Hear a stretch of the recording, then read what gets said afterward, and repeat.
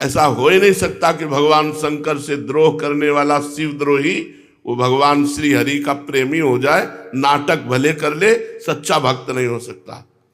सच्चा भक्त भगवान शिव से कभी द्रोह, शिव से, अरे वो किसी जीव से द्रोह नहीं कर सकता। उमा दे राम चरण रथ विगत काम मद को, निज प्रभु में देखें जगत के ईसन करें विरोध।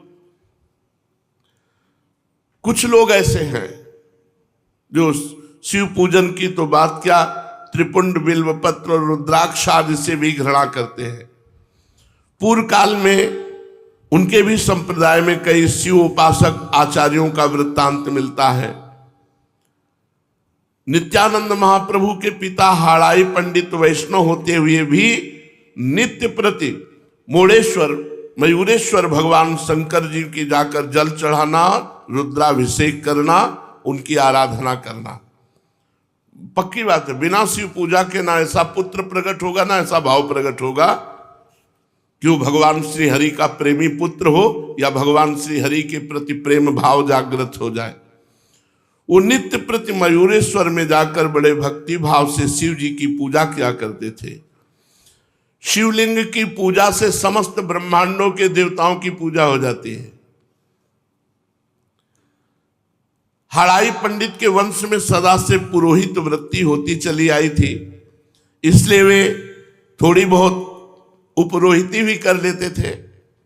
घर में खाने पहनने की कमी नहीं थी, किंतु इनका घर संतान के बिना सूना था, इसलिए इस दंपत्ति को एक ही भारी दुख था। एक दिन पद्मावती देवी को स्वप्न में प्रतीत हुआ कि कोई महापुरुष आकर कह रहे, देवी तुम्हारे गर्भ से एक ऐसे महापुरुष का जन्म होगा जिनके द्वारा संपूर्ण देश में श्री कृष्ण संकीर्तन का प्रचार होगा और वे जगन मान्य महापुरुष समझे जाएंगे। प्रायः देखा गया है कि सात्विक प्रकृति वाले पुरुषों को शुद्ध भाव से शयन करने पर रात्रि के अंत में जो स्वप्न दिखते हुए सच्चे होते हैं। भाग्यवती पद्मावती देवी का स्वप्न सच्चा हुआ। यथा समय उनके गर्भ रहा और साकेत 1395 माघ के शुक्ल पक्ष में पद्मावती देवी के गर्भ से एक पुत्र उत्पन्न हुआ। यही पुत्र आगे चलकर नित्यानंद महाप्रभु हुए। आगे चलकर यही नित्यानंद महाप्रभु के रूप में निताई के नाम से गौर भक्तों में बलराम के समान पूजे गए और प्रसिद्ध हुए। नित्यानंद महाप्रभु बचपन में ही बड़े सुंदर थे।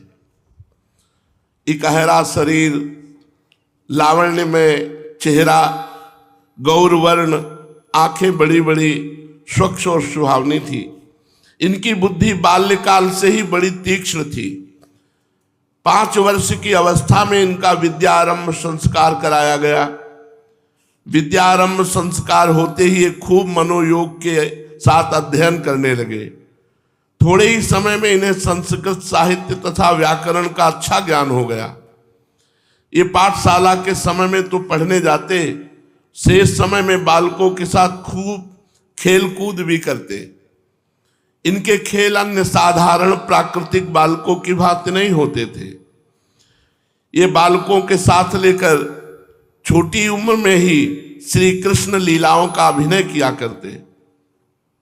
किसी बालक को कृष्ण बना देते, किसी को ग्वाल बाल, और आप स्वयं बलराम बन जाते। कभी गौचारण लीला करते, कभी पुलिन भोजन का अभिनय करते, कभी मथुरा गमन की लीला बालकों से कराते। इन्हें ये लीलाएं किसी ने सिखाई नहीं थी, ये बालवत लीलाओं में भगवत लीला करते। इसका किसी को कुछ पता नहीं कि ये कितने बड़े महापुरुष हमारे साथ हैं। जब प्रकाशित होते तब पता चलता है, नहीं तो गांव गली में कोई थोड़ी जानता है कि कोई महापुरुष भी हमारे घर में पैदा हुआ है। वो तो साधारण मनुष्य की तरह लीला होती है। जब प्रकाशित होता है तब लगता है अच्छा ऐसा। ये सभी शास्त्रीय लीला ही किया करते। कभी कभी आप रामायण की लीलाओं को बालकों से कराते, किसी को राम बना देते, किसी को भरत शत्रुघ्न, और आप लक्ष्मण सदैव बनते रामलीला में। क्योंकि कृष्ण लीला में जो बलराम बने वही रामलीला में लक्ष्मण बने। शेष बालकों को रीछ वानर बनाकर भिन्न भिन्न स्थानों की लीलाओं का अभिनय करते, कभी तो वन गमन का अभिनय करते, कभी चित्रकूट का भाव दर्शाते, कभी सीताहरण का अभिनय करते। एक दिन आप लक्ष्मण मूर्छा की लीला कर रहे थे, आप स्वयं लक्ष्मण बनकर मेघनाथ की शक्ति से बेहोश होकर पड़े थे। एक लड़के को हनुमान जी बनाकर संजीवनी लाने के लिए भेजा, वो लड़का छोटा था, वो अभिनय भूल गया, खेलने लगा।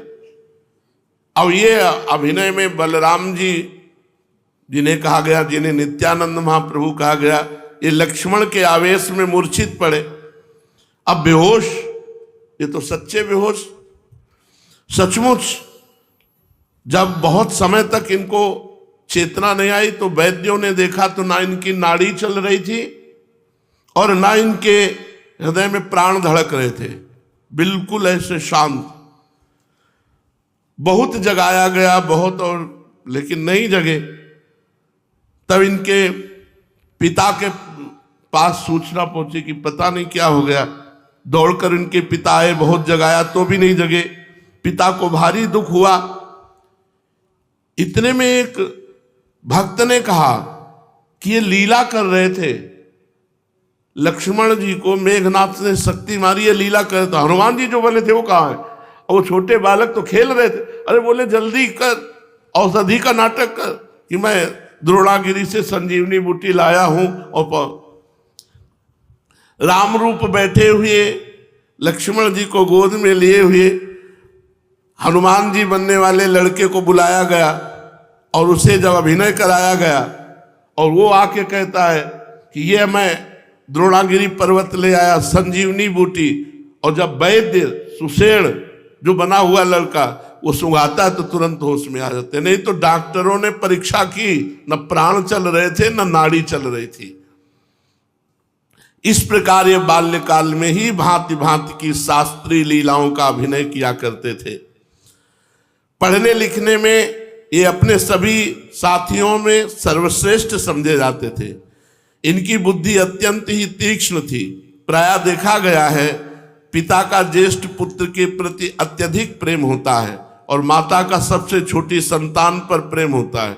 और क्या, बड़े वाले को पिता प्रेम करे, छोटे वाले को माता प्रेम करे, तो बीच वाला भगवान का प्रेमी बन जाए। फिर तो ये रूप और गुणों में भी अद्वितीय हो और भगवत भाव हो, कितना सुंदर। तो नित्यानंद महाप्रभु बाल्यावस्था से ही बहुत सुंदर रखते। इसी कारण ओझा जी इन्हें प्राणों से भी अधिक प्यार करते थे, जो इनके पिताजी थे। वे जहां भी कहीं जाते वही इन्हें साथ ले जाते। इनके बिना उन्हें कहीं जाना आना या अकेले बैठकर खाना पीना अच्छा ही नहीं लगता था। माता भी इनके मनोहर मुख कमल को देख करके सदा आनंद सागर में डुबकियां लगाती रहती थी। इस प्रकार इनकी व्यतीत हुई 13 वर्ष की अवस्था। हड़ाई पंडित जी बड़े साधु भक्त थे। प्रायः हमेशा ही कोई साधु संत इनके घर में आते रहते थे। ये भी यथाशक्ति जैसा घर में रूखा सूखा अन्न होता उसके द्वारा श्रद्धा पूर्वक आगत साधु संतों का सत्कार किया करते थे। एक दिन एक सन्यासी जी आकर हड़ाई पंडित के यहाँ आतिथ्य हुए। पंडित जी ने श्रद्धा पूर्वक उनका आतिथ्य किया। पद्मावती देवी ने शुद्धता के साथ अपने हाथों से दाल चावल पकौड़ी कई प्रकार के साग ये सब बनाए। पंडित जी ने भक्ति भाव से सन्यासी जी को भोजन कराया। इसके भक्ति भाव को देखकर सन्यासी जी महात्मा बड़े प्रसन्न हुए और बहुत प्रार्थना करने पर 2-4 दिन रुक गए। पंडित जी ने यथाशक्ति खूब सेवा शुश्रूषा की। सन्यासी जी बड़े तेजस्वी रूपवान थे। उनके चेहरे पर एक भागवतिक ज्योति हमेशा दमकती रहती थी। आकृति से गंभीरता, सच्चरित्रता, पवित्रता, तेजस्विता, भगवत भक्ति के भाव प्रकट हो रहे थे। नित्यानंद महाप्रभु के पिता की बड़ी श्रद्धा हुई इन सन्यासी जी पर। कब अवस्था में इतना तेज, इतना प्रभाव, अत्यधिक प्रभावित हो गए नित्यानंद महाप्रभु के पिताजी। एक दिन एकांत में सन्यासी जी ने हाड़ाई पंडित से कहा, पंडित जी आपने तो भिक्षा कराई, अब दक्षिणा भी दीजिए।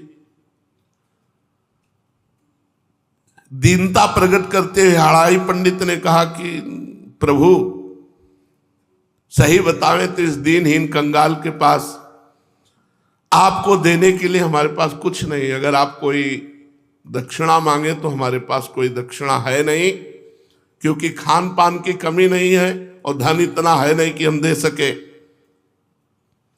बस भगवान की कृपा से इतना अन्न है जिससे निर्वाह हो जाता है। आप बताइए मेरे पास ऐसी कौन सी वस्तु है जो मैं आपको दक्षिणा में दे दूं। वैसे तो जो कुछ उपस्थित है वो सब आपका है, आप केवल बता दीजिए। अगर आप कह दें तो मैं अभी प्राण दे दूं, अपना शरीर दे दूं, जो आप कह दें। सन्यासी जी गंभीर होकर कहा, पंडित जी मेरी दृष्टि में जो चीज है वो तुम ही दे सकते हो, पर वो धन नहीं है, वो पार्थिव वस्तु नहीं है, बड़ी मूल्यवान है, तुम्हारे पास है। और मुझे पता है जब मैं कहूंगा तो तुम आनाकानी करोगे, नहीं दोगे, तो क्योंकि वो वस्तु तुम्हें बहुत प्रिय है।